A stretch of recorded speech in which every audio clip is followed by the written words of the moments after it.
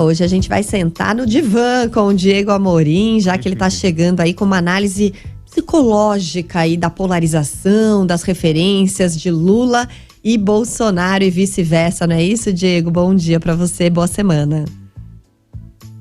Bom dia, Michele, boa semana para você, para Ana, para todo mundo que nos acompanha pela Nova Brasil. Pois é, olha que coisa bizarra, para dizer o mínimo, essa questão do algoritmo, né? Semana passada eu até comentei aqui na coluna, Michele, me intrigou esse negócio do Bolsonaro chamar o Lula de jumento, aí o Lula responder, a gente até brincou aqui que tava parecendo quinta série, né? Seu bobo, cara de melão, aquela coisa toda, meu pai é mais forte que o seu, não, é o meu que é mais forte que o seu. E aí eu tava com isso na cabeça, eu falei, eu queria falar um pouco mais sobre isso na coluna, sabe? Mas eu só pensei, eu não escrevia isso pra ninguém, eu não falei nada. Aí de repente ontem no meu Instagram aparece um meme, do nada. Essas coisas de algoritmo, acho que esses caras estão lendo os nossos pensamentos, viu?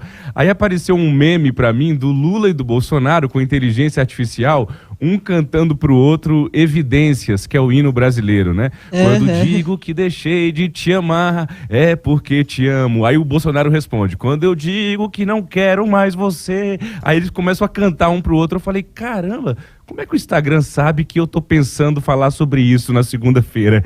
Aí eu vi como um sinal divino para falar sobre isso aqui, Michele. Então, o Instagram sabe muito mais coisa do que você imagina, viu? E aí o nosso ouvinte já ganhou uma palhinha aqui da musicalidade do Diego na segundona. Isso é bom para dar um ânimo aí para os nossos ouvintes. É isso aí. Então, assim, a gente fala tanto em romper com a chamada polarização política no Brasil, mas muitas vezes são as próprias lideranças que não perdem a oportunidade de marcar essa polarização. Então a gente não sai desse ciclo. Toda vez que o Bolsonaro fala, ele fala do Lula. Toda vez que o Lula fala, ele fala do Bolsonaro, com ou sem eleição. E aí a gente fica nesse processo, nesse ciclo em que eles se alimentam e se retroalimentam. Então, o que eu fiz para o nosso ouvinte hoje da Nova Brasil? Eu peguei apenas três, eu poderia fazer aqui 300 milhões. Eu peguei apenas 3 exemplos de cada um deles nas últimas semanas. Para além da estratégia política, eu ouvi 2 psicólogos sobre o que pode estar por trás dessa história de toda vez que o Lula falar ter que citar o Bolsonaro e toda vez que o Bolsonaro falar citar o Lula. A política tem que nos ensinar alguma coisa sobre a vida, sabe, Michele? Eu tenho isso para mim, assim, para além das narrativas e das ideologias, a gente tem que acompanhar o noticiário político e tentar entender um pouquinho mais da mente humana. Então, o Bolsonaro sobre o Lula. Nesse sábado agora, antes de ontem, lá em Santa Catarina, no evento do PL Mulher, o Bolsonaro me solta. Esse cara, o Lula, não sabe o que é liberdade, não sabe o que é democracia, não sabe o que é prosperar. Aí todo mundo, Bolsonaro, mito. Na segunda passada, em entrevista... Adoro suas interpretações. Maravilhoso. Aí na segunda passada, em entrevista à CNN Brasil, o Bolsonaro também. Não persegui ninguém enquanto presidente. Para quem disse orgulhar do comunismo, jamais saberá o que é democracia. Infelizmente, a democracia que ele, Lula, conhece é a do Fidel Castro, do Nicolás Maduro, do Daniel Ortega. Aí vai. Aí sempre tem que botar o Lula na história. Não está falando nada do Lula. Tem que trazer o Lula para a entrevista. Na terça-feira passada, em São Paulo, durante o evento de filiação do vereador Fernando Holliday ao PL. Aí vem aquela frase que me levou a fazer essa coluna de hoje. Interessa eu ou um entreguista na presidência da República? Um analfabeto, um jumento, por que não dizer assim? Aí todo mundo vibra também. É a hora que as pessoas mais vibram, é quando o Bolsonaro fala do Lula. A mesma coisa, o contrário. O Lula rebateu o Bolsonaro na semana passada, ao ser chamado de jumento, dizendo o seguinte: o que seria ofensivo seria comparar um jumento a ele, Bolsonaro. Isso sim, ofensivo aos jumentinhos que não fazem mal a ninguém. Aí todo mundo nas redes sociais também vibrou ali com o Lula, quando o Lula respondeu: aê, o Bolsonaro que é jumento, não é o senhor que é jumento não. E aí fica aquela coisa, é inacreditável. Aí no último fim de semana, em um sindicato do ABC Paulista, o Lula disse: nós derrotamos o Bolsonaro. A eleição já acabou, foi em outubro do ano passado, estamos em julho, quase caminhando para um ano.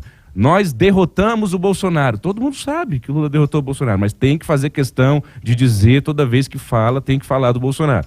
Mas não derrotamos os bolsonaristas ainda. Os malucos estão na rua ofendendo pessoas, xingando pessoas, e nós vamos dizer para eles que nós queremos fazer com que esse país volte a ser civilizado.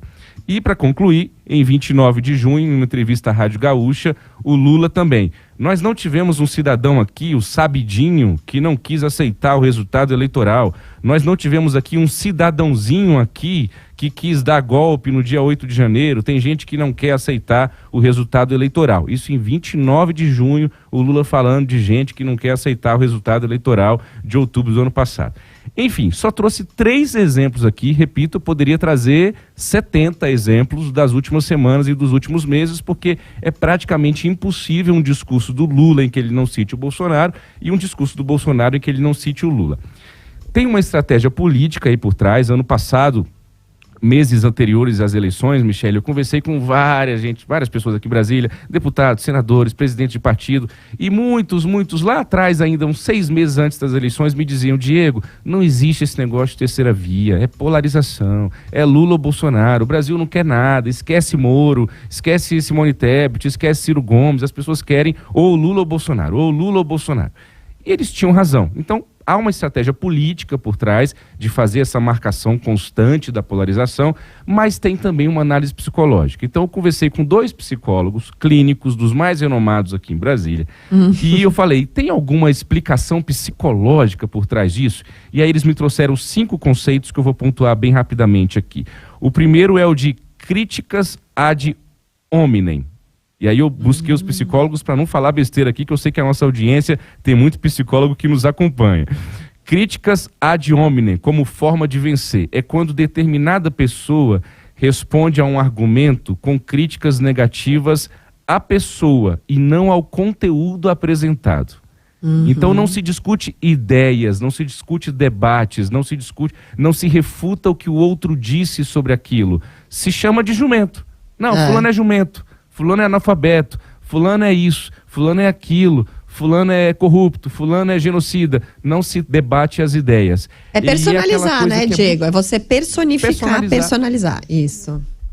Ah. E aí tem muito daquilo, Michele, que cabe em todos os relacionamentos, não só políticos, né? Que é o: eu tô fazendo isso, e você que não faz isso? E você que faz isso, né? Então, o meu governo tá ruim, e no seu, que era muito pior do que o meu?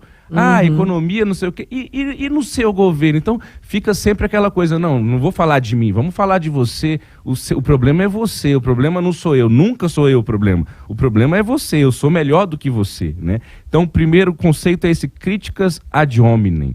O segundo é um instinto de sobrevivência. Então, para vencer, e aí na política vencer é se manter no poder, topa-se tudo ou quase tudo, faz-se de tudo ou praticamente tudo. É um instinto de sobrevivência. E aí o que esses psicólogos me disseram é que quem ganha uma eleição passa por um duro jogo psicológico ao longo da campanha.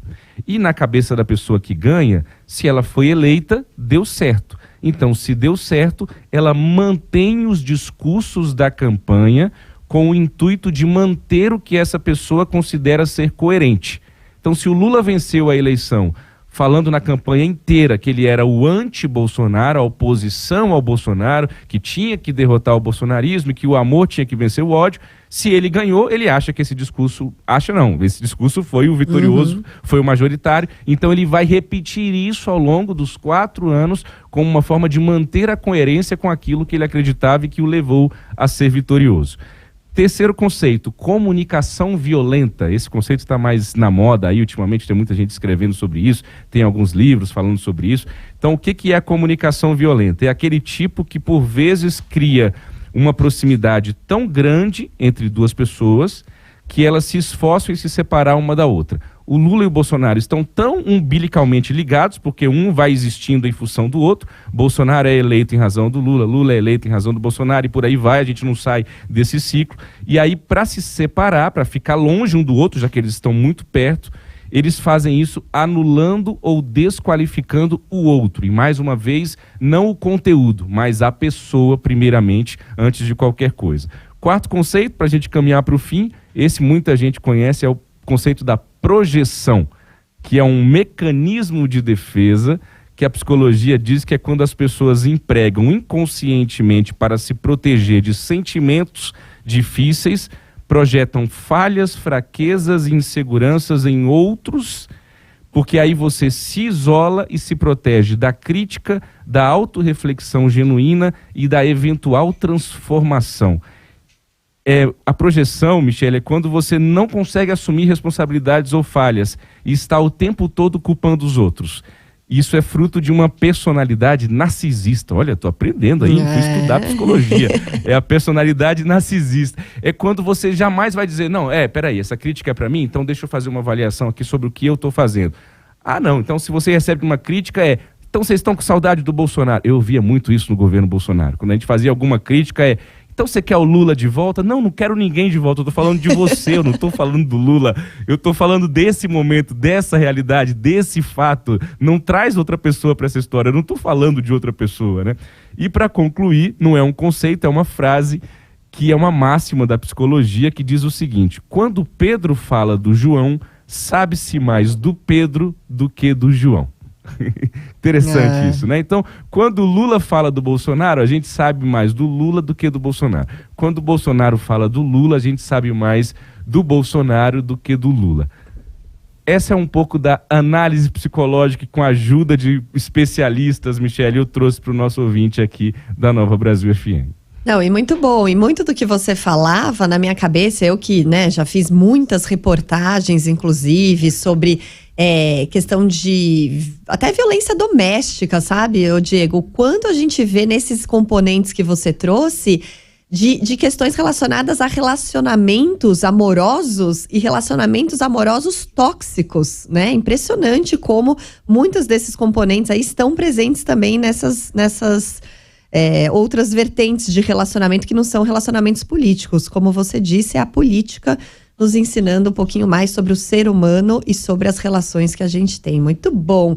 Agora, só para mudar, não tanto de assunto e fazer só um registro aqui, a gente falou bastante sobre essa questão do jumento. Jumento foi uma das palavras mais comentadas na semana passada nas redes sociais.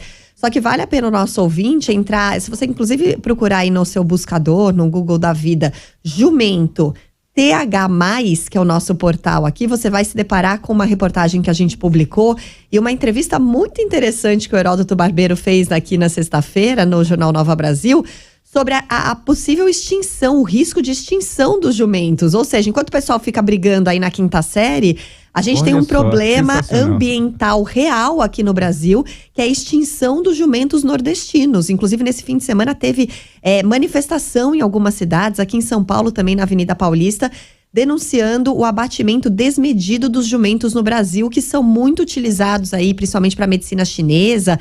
O colágeno, a pele dele acaba sendo exportada aí para a China e isso está gerando um problema ambiental gravíssimo aqui no Brasil, sobretudo no Nordeste.